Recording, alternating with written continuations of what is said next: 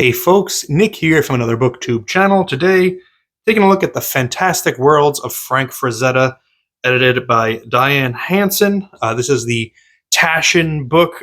This is a big boy that I didn't I didn't estimate correctly how big this book actually was before I purchased it, but I had to have it. Taskin had a sale recently. It was 50% off, I think, everything.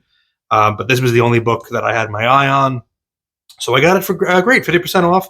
And it's incredible. I was very surprised to find that it is not comprehensive. Like, this does not contain all of Frank Frazetta's works. But it's also, this is helping me realize that Frank he painted so much more than like I realized. Because there is some stuff in here that I have really never ever seen before, and it's really cool. So I'm gonna just flip through this.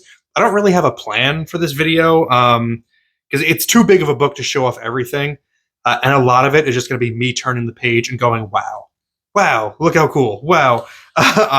So I want to avoid being a little bit redundant. I've done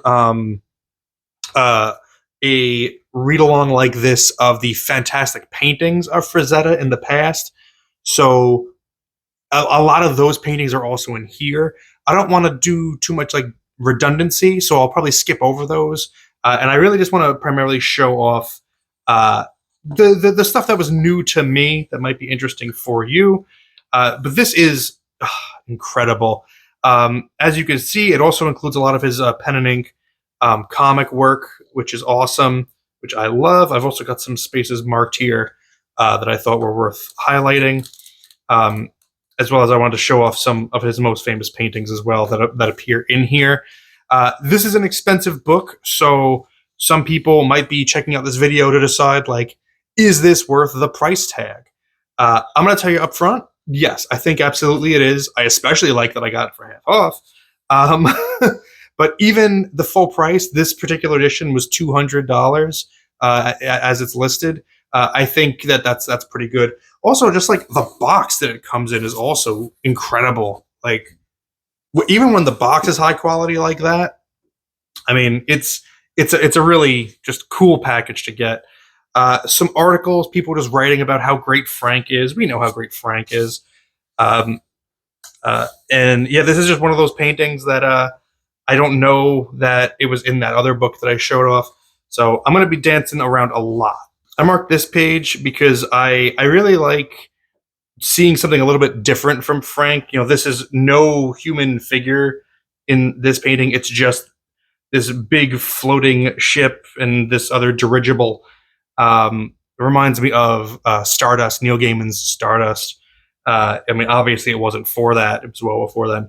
But I like to see when he plays with stuff that's not always just human figures, even though his figures are always incredible. We've also got scans of, like I said, his comic work. Thunder was, I think, his only comic that he drew front to back.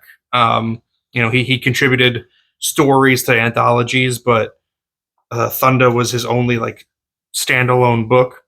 Also got some Lil Abner original art in here, which is really cool. You know, I've got a soft spot for this because I was able to purchase some Lil Abner original art that was worked on by Frazetta. I have a video up about that as well. So that's really cool. But it's the paintings that we'll flip through. I highlighted this one because I wanted you to look at that chimp and tell me that Mike Mignola was not influenced by Frank Frazetta. That's absolutely a Mignola form. Both of these guys, really. In the composition, all of that. So yeah, so once you get to like this point of the book, it's going to be just the paintings pretty much straight through. Apologies, there's no way I could avoid glare. I tried multiple setups in my place, and this was the best I can do. So sorry about that. And what's really cool is they do include, when it's available, they'll include rough sketches of like his prelim before you know, he does a final piece, or you know, testing out different colors on different pieces. So you get a little bit of that supplementary material as well, not just the paintings. There's also pretty good explanation of the the pieces themselves, explaining the materials that were used, like the type of canvas, the type of media, the size of the original size of the piece, which is great. Great to know, especially if you are yourself an artist, and like that stuff really, you can gain some information from that. For me as a layman, it's all just like, oh yeah, this is cool. Like, this is another one. This is one of those that I don't think I had seen before. I really like when Frazetta uses these like lighter red colors as a little as accents. Um, Kind of brings the sense of like a coming dawn here. This is a piece here, the reassembled man, that I fell in love with as soon as I saw it. I had never seen this before. He did this for a paperback book. The book is called The Reassembled Man by Herbert D. Castle. Instantly, I fell in love with this one. Like, this is, it became like a new favorite of mine, a top painting of his. I just love the idea of it, the composition of it. Uh, the giant hand looks so great. The women look awesome. I love like this one dangling off the middle finger. Ah, so that's really why I think this book is worth the price of admission, because there's so much in here that I had never seen before, and I maybe never would have seen because I wouldn't have known about. There's another one, never saw that before. Cover for The Monster Men by Edgar Rice Burroughs. This one's great, and I have to get this. This is cover art for the Ballantine Books trade paperback that reprints EC comic strips. So this is here. Hold on. So this is like back in the day, they would actually reprint comic books in like a paperback format. So this does that for EC Comics, and I love this piece, and I had never seen it before. This one I had seen. This was from a Ray Bradbury collection. Uh, this is a Wolfman piece of his, Wolfman versus Dracula, it looks like. Hadn't seen that. This one I've got hanging on my wall, so I've seen that before. More of that, kind of light red orange glow. This is a really neat one. This cover art for John Banan Harris's novel, or John Wyndham's novel, The Secret People. Frazetta was unhappy with the low pay and disrespect he received at Ace Books, so when Lancer offered more money and the right to keep his artwork in 1964, he rewarded them with better quality covers, beginning with this watercolor on paper. So you get some of that flavor as well, a little bit of historical context of where Frank was in his career, and some of the stories behind some of these paintings. I love to see this. Got the registration marks on the art. Which means this was probably a cover for a magazine or something. Let me see. We have, cover art for Blazing Combat. Frank was so good at animals, which is, I mean, the Frazetta girls are such like a ubiquitous thing, and everybody loves a Frazetta girl. A Frazetta animal is also really aesthetically pleasing. I mean, for very different reasons. I would certainly hope. But like, look at this guy. That's awesome. That, I mean, obviously that's not a real creature, but you could tell he's influenced by like real like an iguana or something. These wolves look awesome, and we know he could draw cats really well. This is great. You have another one of those preliminary sketches or preliminary paintings, and then you've got a final piece. So this is a detail to see how it becomes the final product. These are some cool sci-fi pieces. These are other ones that hadn't known about, hadn't seen. This moon is fantastic because you can really see where he's letting the paint kind of build up and get chunky and kind of come off the board a little bit. Cool to see the different use of like paint texture. Death Dealer, one of his most famous. A movie poster he did for The Gauntlet for Clint Eastwood. The fidelity on this is so strong. You could really see, you could even see the board. Like you could see the pattern of the board itself that he's painting on. Another Mothman type one, which is really cool. This is one I'm familiar with. The other Mothman one, this one wasn't so much. This one was done for cover art for Strange Creatures from Time and Space. Great poses, outstretched arms. These big monsters. Love these big flipper feet on this guy. Don't know if that makes sense, but looks cool. And then some very different stuff. We got some westerns here. Again, using that glow that I was talking about earlier. Some combat. What's this from? 302 Promotional Commission for the Western Writers of America Book Club. That's awesome. This is really cool here. This is 7 Romans commissioned by Stan Lee to launch Marvel's new magazine, Epic Illustrated. I do wish the Silver Warrior piece took up a full page. I don't like that it's kind of condensed like this. I think it's one of his best. So I wish I kind of got this treatment. Swap these two a little bit.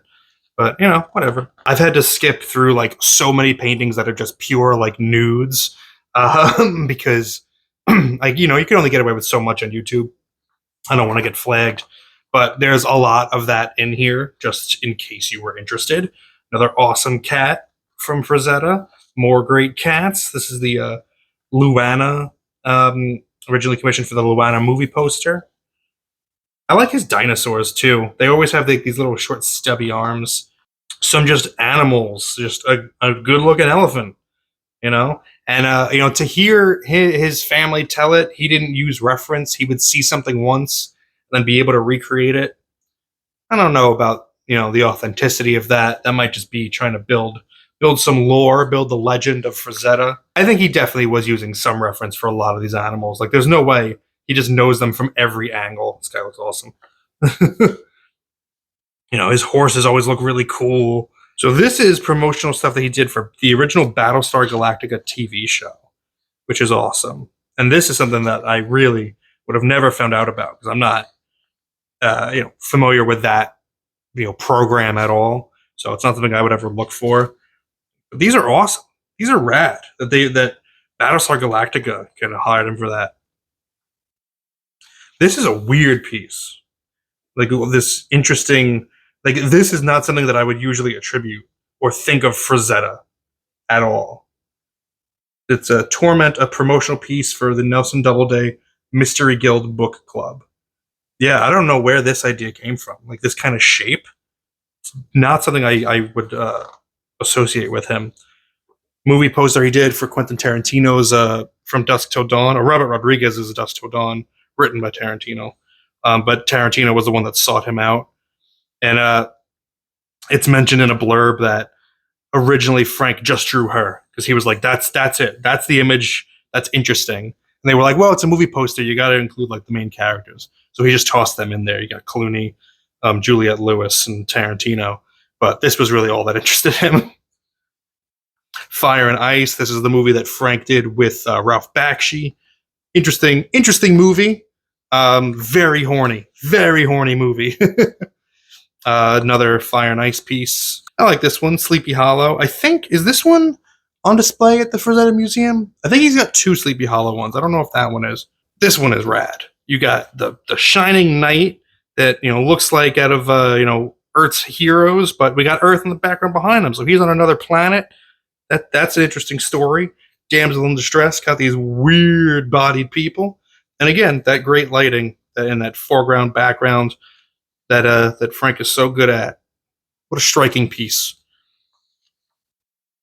These spaceships are so interesting. I do wonder, with stuff like this, I do wonder what kind of reference could he be using? Because there's nothing like that in reality. I don't know if he's got toys laying around, but it's also really well lit. Like, all the shadows are where you expect them to be. Like, guy just knew stuff. And at the end here, we've got a bibliography of a lot of his work, comics that he had worked on, just paintings that books that he did paintings for.